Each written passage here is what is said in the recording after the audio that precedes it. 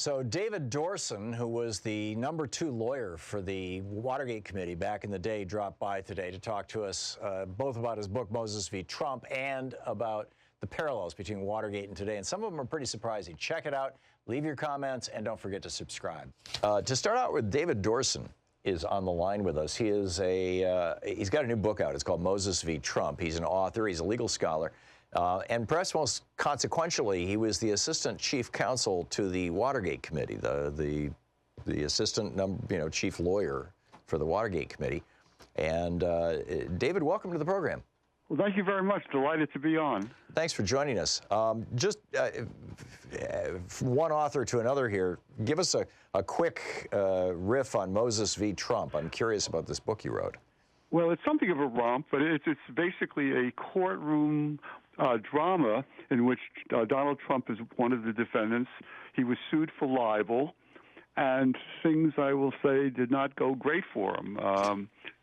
I guess I'm not giving too much away when I say sued by Moses? Moses in Moses v. Trump is Ira Moses, a New York lawyer who's Trump and an evangelical magazine. And it's got great endorsements from former president of Harvard, John Dean, Detective Frank Serpico, and others. Oh, that's great. Sounds fascinating.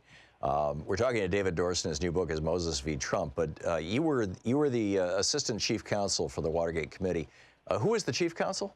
That was Sam Dash, who reported to Sam Ervin, the great chairman of that committee, whose role was fantastic. I remember it well.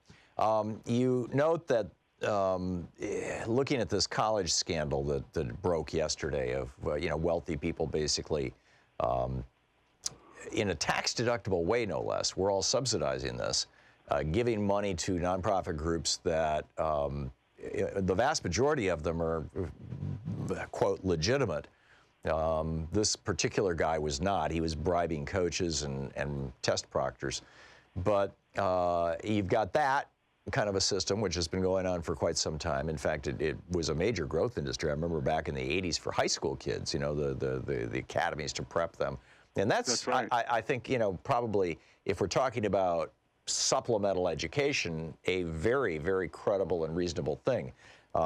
But this goes way beyond that. And then you've also got the situation where George W. Bush never would have gotten into Yale if his father and grandfather hadn't gone to Yale and made substantial gifts to that college. Well, it's what some of us call affirmative action for the rich. Yeah, and the same thing. The same thing with the guy who's in the White House right now. He never would have gotten into the colleges he got in.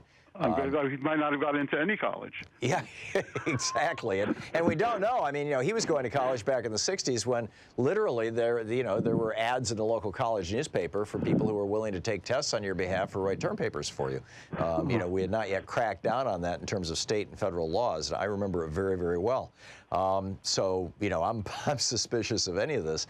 But, really, this is the modern corruption of this seems to be, of the same thing with Donald Trump having to pay $25 million because he was found guilty in court of fraud, of defrauding people with his Trump University.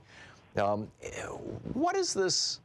Compare the on-the-record known crimes and shady associations of Donald Trump right now with what we learned about Richard Nixon in the last days of Watergate. How do they compare? Well, it's you were there. I'm sure books will turn out on this, but to me, Trump is much more serious. One of the main reasons is that Trump is destroying our economy. He is destroying our relationship with our allies. He is strengthening dictators and murderers around the world. And Nixon, for whatever his faults were, and they were serious, it was a confined scandal. Now, there were other aspects of the Nixon administration in which I was involved, including what was called the responsiveness program, which rewarded friends of Nixon. but it's mild and moderate compared to what Donald Trump is doing. This is just terrible. Right. So it's more like Nixon was a garden variety corrupt crook, and Donald Trump is a mob boss. Is that hyperbolic? Or I think that's a very no. I think it's accurate.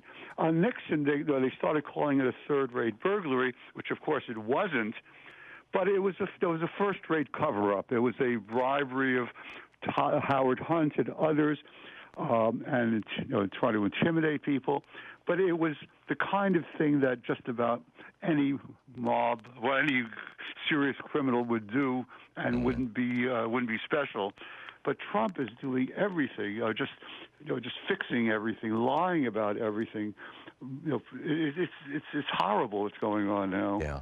Now with Richard Nixon, now that this was about, I don't know, 4 or 5 years ago when the LBJ Library finally released the tapes after 50 years, we were actually able to hear in real time Everett Dirksen and Lyndon Johnson about 3 weeks before the election of 1968, talking about how LBJ had successfully negotiated peace in Vietnam, and Richard Nixon's people, on behalf of Nixon, and apparently under his direct order, had reached out to South Vietnam and said, don't go along with these Paris peace talks. I'll give you a better deal and I'll make you all rich.